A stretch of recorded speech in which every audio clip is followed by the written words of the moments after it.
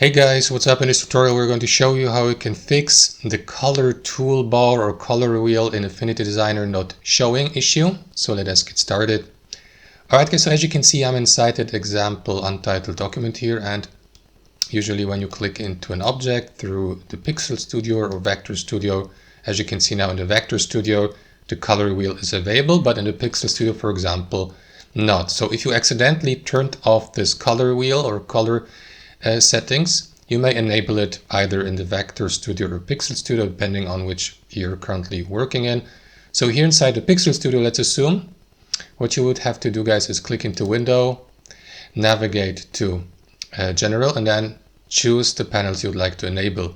In this case here, the color wheel, click into it to add a checkmark button to it. And as you can see now the wheel has been added back to this list, and you can do the same of course here in the Vector Studio. Click into it, select the window, navigate to General, and yeah, you may for example add other panels like the brush tool here, as you can see, and that's how it works. Thanks for watching and have a fantastic day.